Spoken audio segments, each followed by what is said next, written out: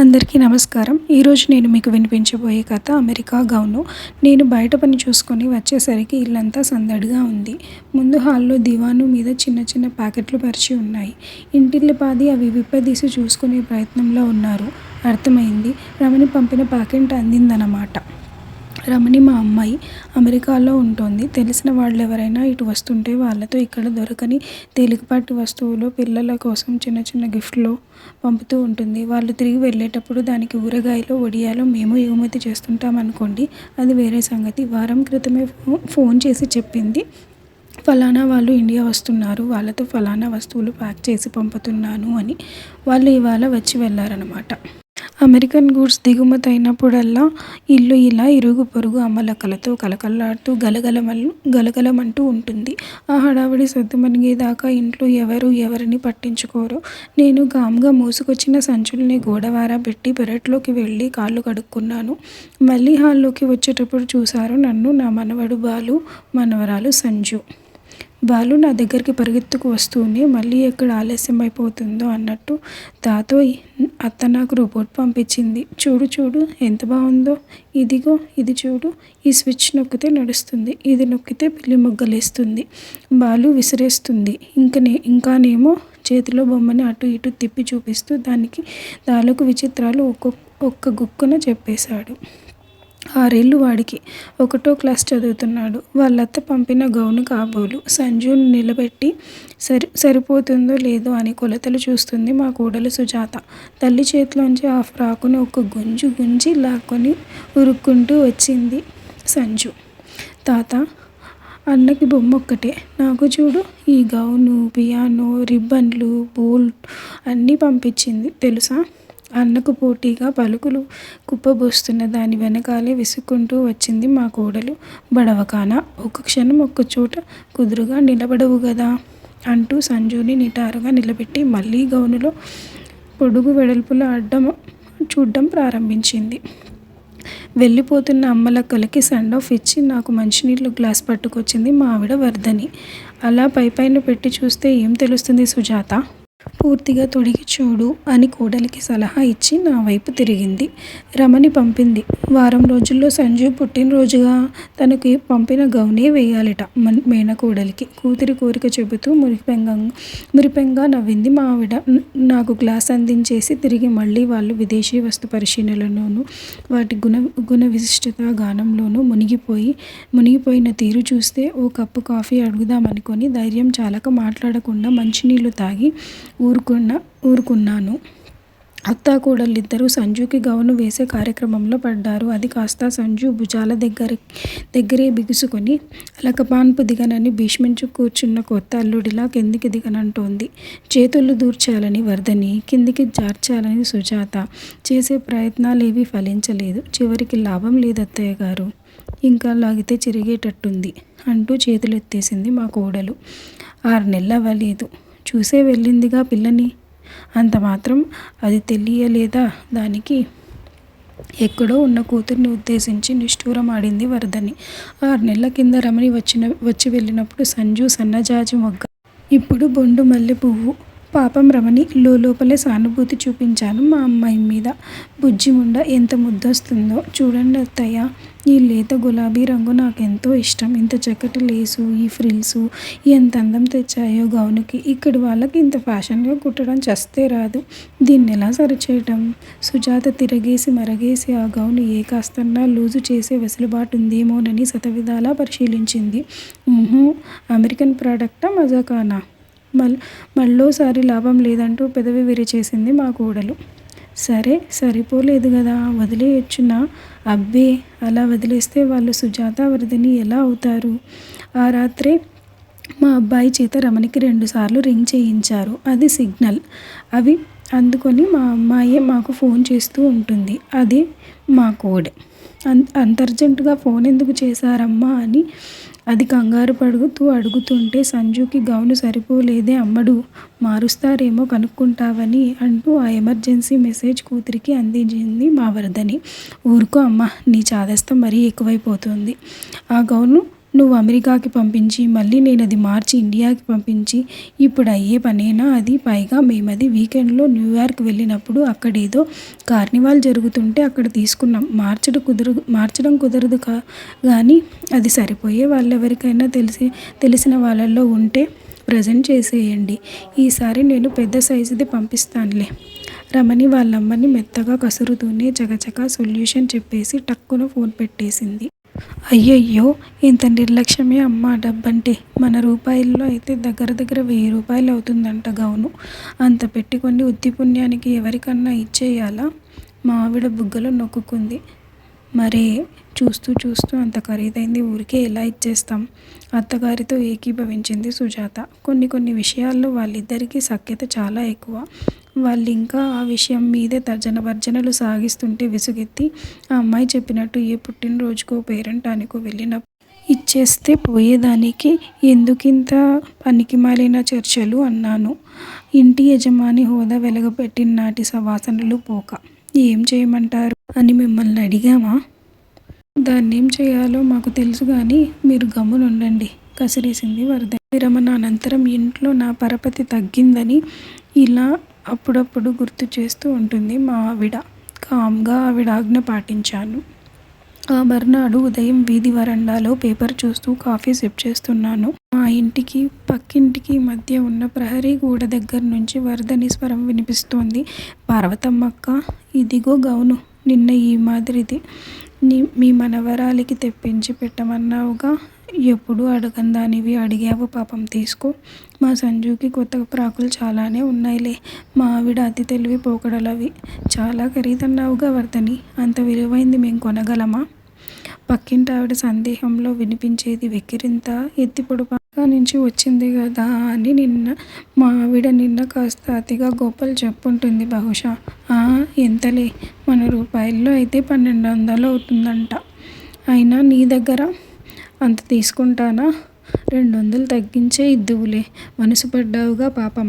ఆవిడ వెటకారం అర్థం కానట్టే గడుసుగా తన ఉదార హృదయాన్ని చూపించేసింది మా వర్ధని. ఏమనుకోకు వర్ధని, మరీ లేత రంగు గౌను పిల్లల దగ్గర మాపుకుంటారేమో అని నిన్ననే అనుకున్నాను. పోనీలే, పిలిచి మరీ అడుగుతున్నావు పాపం, వద్దన లేకుండా ఉన్నాను. 300కి ఇచ్చే మాటైతే చెప్పు, తీసేసుకుంటాను. మొహమాటం లేకుండా చెప్తున్నాను అనుకోకు సుమా. అంతకంటే ఎక్కువ చేయదనిపిస్తోంది నాకు మరి. ఆహాహా, తాడి తన్నేవాడు ఒకడైతే వాడి తలదన్నేవాడు మరొకడని మా ఆవిడ్ని మించిన అసాధ్యురాలే ఈవిడ. నాకు నవ్వొచ్చేసింది. పిలిచి పిల్లనిస్తానంటే ఒక కన్ను చిన్నదన్నారని దొరసాన్ల బిడ్డకి వేసే గౌనికి వంక పెడుతోంది ఇల్లాలు. పైగా 300 రూపాయలకి ఇవ్వాలంట. ఎంత ఆశో చూడు. ఇంట్లోకొచ్చి రుసరుసలాడింది మా వర్ధని. వదిలేయండి అత్తయ్య, ఆవిడ గుణం చూపించుకున్నదంతే మా కోడలి ఓదార్పు. ఆ రోజు సాయంత్రం కొబ్బరికాయ పూలదండ పట్టుకుని గుడికి వెళ్ళొస్తానంటూ వెళ్ళింది సుజాత. గంట తర్వాత తన స్నేహితురాలిని తమ కూతురుతో సహా వెంట పెట్టుకు తిరిగొచ్చింది. నా అంచనా కరెక్టే.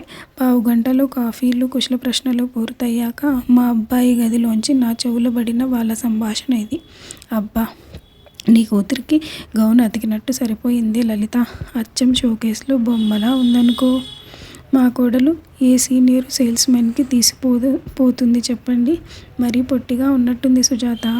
ఆ వచ్చినమ్మాయి మొహమాటంగా నసుగుతోంది. అయ్యో, ఏ కాలంలో ఉన్నావు నువ్వు? అలా మోకాలు దిగే గౌన్లు వేసుకునేది మా కాలంలో. ఇప్పుడు ఇలా కురచగా ఉండటమే ఫ్యాషన్. ఇప్పటి అమెరికన్ తయారీ ఇదే. అంటే అదెంత లేటెస్ట్ మోడలో ఆలోచించు. కోడలి కంటే 2 ఆకులు ఎక్కువే చదివింది మా ఆవిడ. అమెరికాలో అయితే సరేననుకోండి, ఇక్కడిట్లా తొడలు కనబడేటట్టు ఎబ్బెట్టుగా ఉంటుందేమో ఆంటీ. అందులోనూ మా వారికి ఇలాంటి పట్టింపులు ఎక్కువ. అయినా అడిగి చూస్తానులేండి. చూస్తానులేండి అన్న మాటలు వద్దులేండి అన్న ధ్వని వినిపించట్లేదు. హతోస్మి. ఈ బేరం కొండెక్కినట్టేనన్నమాట. ఇక మా వాళ్ళ మొహాలు చూడలేక అలా తిరిగొద్దామని రోడ్డెక్కాను. ఆ తర్వాత వెనుకింటి మేడ మీద మార్వాడి చాచి, అనుపమాదేవి, చివరింటి తమిళమామి, శకుంతల, సోము వాళ్ళమ్మ సత్యవతి, ఇట్లా 3-4 అమెరికా గౌనుని చూడ్డానికి వచ్చారు. గౌను అయితే అందరూ బేషుగ్గా ఉందన్నారు. కాకుంటే కొందరికి దాని వెల నచ్చలేదు, కొందరికి దాని సైజు వాళ్ళ పిల్లలకి సరిపోలేదు. దానా దీనా గౌను చెల్లుబాటు అవ్వట్లేదు. సరే, ఆఖరికి చుట్టాల్లో ఎవరి పిల్లలకైనా కానుకగా ఇచ్చేయమన్న మా అమ్మాయి సలహాని పాటించక తప్పని పరిస్థితి వచ్చేసింది అత్తాకోడళ్ళకి. అప్పుడే వచ్చింది తంట. ఆ రోజు రాత్రి నా పక్క దులిపివేస్తూ ఏదో నసుగుతోంది వరదని. అనేదేదో వినపడేటట్టుగా అనరాదు అన్నాను. ఆ అమెరికా గౌను వాళ్ళ చెల్లెలి కూతురికి పంపిస్తుందంట మీ కోడలు. అది కాపురానికనొచ్చి 10 ఏళ్ళు అయ్యిందా? మనం నెత్తిన పెట్టుకునే చూస్తున్నాం. అయినా ఆపేక్ష అంతా అటువైపే. ఆ చెల్లెలికేం తక్కువ చెప్పండి, కోటీశ్వరులు. ఈ గౌనే కావాలా వాళ్ళకి? సరే, అదంతా పక్కన పెట్టండి. నా కూతురు పంపిన వస్తువు మీద ఈవిడికేంటి పెత్తనం? సౌండు అంతగా లేదు గాని మాటలకి మాత్రం కారం అద్దినట్టే అనిపించింది నాకు. వరదనికి కోపం వచ్చినప్పుడు మనం మాట్లాడకుండా ఉండటమే మంచిదని నా అనుభవం. నేను మౌనం పాటించాను. తెల్లారింది. ఇంట్లో ఏదో అనీజీ. నవ్వుకుంటూ కబుర్లాడుకుంటూ పని చేసుకునే అత్తాకోడళ్ళు ఎడమొహం పెడమొహం పిల్లల్ని కసురుకోవటం, కాఫీ టిఫిన్లు ఆలస్యం చేయటం, పిలిస్తే కరిచినట్టు జవాబివ్వడం. అబ్బా, ఇంట్లో ఉండటం ముళ్ళ మీదున్నట్టే ఉంది. సమయానికి వరదని కూరలు లేవనటంతో బతుకు జీవుడా అని చేతి సంచి పట్టుకొని మార్కెట్కు బయలుదేరాను. నేను వెళ్తుంటే హరి గేటు వేయటానికి వచ్చినట్టొచ్చి, ఏంటి నాన్న, ఇంట్లో కోల్డ్ వార్ ఏదో మొదలైనట్టుంది అన్నాడు గుసగుసగా. ఏంటి అన్నాను ఏమీ తెలియనట్టు నొసలు చిట్లించి. అమ్మ అమెరికా గౌను వాళ్ళ అక్క మనవరాలికి ఇస్తుందంట. పంతానికి కాకపోతే నా కూతురికి ఇచ్చిన గౌను మీద ఆవిడకేమిటి హక్కు అని ఎప్పుడూ లేంది అమ్మ మీద రాత్రి నుంచి తెగ చిటపటలాడుతోంది సుజాత, చెప్పాడు హరి. నేను కూడా వాళ్ళ అమ్మ తరపున వాదన వినిపించాను. పట్టమంటే కప్పకు కోపం, విడవమంటే పాముకు కోపం. మనం ఇప్పుడు ఏం చేయాలి? బేలముఖం పెట్టాడు హరి. నాకు దిగులనిపించింది. బయటి పనుల్లో మాకన్ని టెన్షన్లు, చికాకులు ఉన్నా ఇంటికొచ్చేసరికి అవన్నీ మరుపున పడి తేలిగ్గా అనిపించటానికి కారణం ఈ ఇంటి లక్ష్మీ సరస్వతులిద్దరూ అన్యోన్యంగా కలిసిపోయి గృహ వాతావరణాన్ని ఆహ్లాదంగా ఉంచటం వల్లే అని మా ఇద్దరికీ బాగా తెలుసు. అది ఇప్పుడు చెడుతోందా? రాత్రి భోజనాల దగ్గర హరి తల్లికి పెళ్ళానికి సంధి కుదిర్చే ప్రయత్నం చేశాడు. అమ్మ, మీ ఇద్దరూ ఇలా ఉలుకు పలుకు లేకుండా బొమ్మల్లాగా తిరుగుతూ ఉంటే మాకు ఇల్లు నరకంలా ఉంది. ఇంట్లో ఉండలేకపోతున్నాం. ఆ దిక్కుమాలిన గౌను గురించేగా గొడవంతా. అది ఎవరికో ఇస్తానని నువ్వు పట్టుబట్టద్దు సుజా. దాన్ని మీ వాళ్ళకి పంపే పని నువ్వు మానుకో. ఆ గౌనుని పక్కన పెట్టేయండి ప్రస్తుతానికి. దాన్నేం చేయాలో తర్వాత ఆలోచిద్దాం, సరేనా? కాదు, మా మాటే నెగ్గాలని ఇంకా పట్టుపట్టారా? మీ మూతి ముడుపులు తగ్గేదాకా నేను ఈ ఇంట్లోనే అడుగుపెట్టను, మీ ఇష్టం అంటూ కొంత కన్విన్స్ చేశాడు, కొంత బెదిరించాడు. మరీ అంత మూర్ఖులు కారు మా శ్రీమతులు. త్వరగానే సమాధాన పడిపోయి రాజీ ఒప్పందం మీద చూపుల సంతకాలు చేసేశారు. మర్నాటికి వాతావరణంలో ముసురు తగ్గింది. తెరపి వచ్చింది. అత్తగారికి కాఫీ కలిపి అభిమానంగా అందించింది కోడలు. తలకి నూనె పట్టిస్తూ కబుర్లు చెప్పింది అత్తగారు.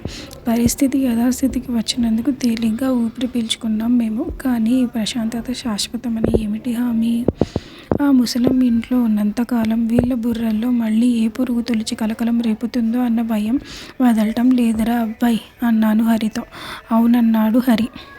ఆ రోజు వరండాలో కూర్చొని అరటి పువ్వు వలుస్తూ తీరిగ్గా కబుర్లు చెప్తోంది వరదని. నేను నా శేషతల్పం, అదే పడకుర్చీలో వాలి వింటున్నట్టు నటిస్తున్నాను. పెద్దమ్మగారు తలెత్తాం ఇద్దరం. మా పని మనిషి మంగ దాని చీర కుచ్చుళ్ళు పట్టుకు వేలాడుతూ దాని కూతురు కనక. ఏమే, పొద్దున్నే పనిగొట్టావు? ఉరిమింది వరదని. ఇద్దరు ముగ్గురిని మార్చి మరీ తన ఎర్రని చూపుకు అదిరే మీదకురాల్ని పనికి కుదుర్చుకుందిలేండి మా ఆవిడ. కొత్త గౌను, తలలో పూలు పెట్టుకుని తెగ సిగ్గుపడిపోతూ వెనక్కి జరిగిపోతున్న కనకని దండం పెట్టవే అంటూ ముందుకు నెట్టి, ఇయాల దీని పుట్టినరోజమ్మా, పూర్ణాలొండమని ఏకగునువు, అవి కాసిన్ని గార్లు వండేటప్పటికి వేళ మిగల్లేదమ్మా నమ్రతగా చెప్పింది మంగ.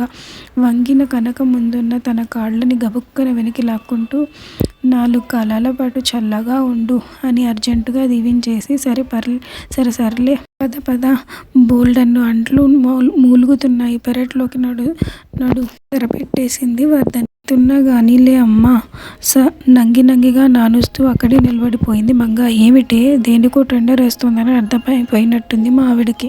విసుగ్గా మొహం పెట్టింది. సినిమాకి వెళ్దామని గోల చేస్తా ఉంది. ఒక 100 రూపాయలు ఇయ్యండమ్మా జీతంలో పట్టుకుందురు గాని. నెల జీతం ఎప్పుడో వాడేసుకున్నావు గదే. మళ్ళీ వర్ధని ఇంకా ఏదో అంటూనే ఉంది. నేను ఇస్తానులే అని మాటిచ్చేశాను. నేను పర్సు కోసం లోపలికి వచ్చినప్పుడు విన్నాను మా ఆవిడ కోడలితో అంటోంది. కనక పుట్టినరోజట. దానికి ఏమన్నా ఇవ్వాలిగా. మనకి పనికిరానివి ఏమన్నా ఉన్నాయేమో చూడు. పక్కకి పడేసిన బొమ్మో దిమ్మో. చూస్తానులేండి. కారు బొమ్మ ఒకటి ఉండాలి. రంగు మాయలేదు గాని వెనక చక్రం కాస్త విరిగింది. పర్లేదు కనబడదులేండి. అట్టపెట్టెలో పెట్టి ఇచ్చేస్తాను విశాల హృదయంతో చెబుతోంది కోడలు. మొన్న మా పెద్ద బావగారు తెచ్చారే అర్బీలు అలాగే ఉన్నాయి. అవి పొట్లం కట్టి ఇచ్చేస్తాను. తన వంతు ఉదారత చాటుకుంది వర్ధని. గట్టిగా ఉన్నాయని ఎవరూ ముట్టకపోవటం వల్ల అవి తెచ్చినవి తెచ్చినట్టే ఉండిపోయాయిలేండి. నేను నిట్టూర్చుకుంటూ పర్సులో నుంచి 100 రూపాయల కాగితంతో పాటు మరో 50 రూపాయలు బయటికి తీశాను. మంగ ఇంకా అంట్లు తోముతూనే ఉంది. సుజాత అట్టపెట్టు ప్యాక్ చేస్తూను మా ఆవిడ అర్బీలు పొట్లం కడుతూనూ ఉన్నారు. విష్ యూ హ్యాపీ బర్త్డే కనక.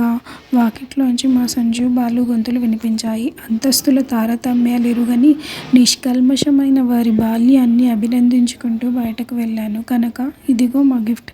సంజు బాలు జలిమిగా పట్టుకొని కనకకి ఇస్తున్నదేమిటి? అమెరికా గౌను పెట్టిన అట్టపెట్టే కదూ. క్షణం ఆగిపోయాను. కానీ మరుక్షణంలోనే ఎందుకో సంభ్రమంగా రిలీఫ్గా అనిపించింది. మేం భయపడుతున్న సమస్యకి అనుకోని పరిష్కారమా ఇది? అమ్మా మనకి పనికిరానిది ఏమన్నా ఇమ్మంటున్నదిగా బామ్మ. మనకిది యూజ్ అవ్వదు కదా. అందుకే ఇచ్చేశాను. ఓకేనా అంటోంది సంజు. చూడు కనకకిది కరెక్ట్గా సరిపోయింది ఆనందంగా అంటున్నాడు బాలు. తలెత్తాను. అట్టపెట్టెలోంచి గౌను తీసి కనకకు తొడిగి అటు ఇటు తిప్పి చూపిస్తూ మురిసిపోతున్నది మంగ. కక్కలేక మింగలేక పెదాలతో నవ్వుతూ కళ్ళతో ఉరుముతూ మావిడ కోడలు. వస్తున్న నవ్వు ఆపుకోలేక పేపర్ అడ్డం పెట్టుకొని నేను. ఇంతటితో కథ సమాప్తం. ఇంతవరకు ఎంతో శ్రద్ధగా వింటున్న మీ అందరికీ ధన్యవాదాలు తెలుపుకుంటున్నాను. మళ్ళీ ఇంకొక కథతో కలుద్దాం. Please subscribe to my channel.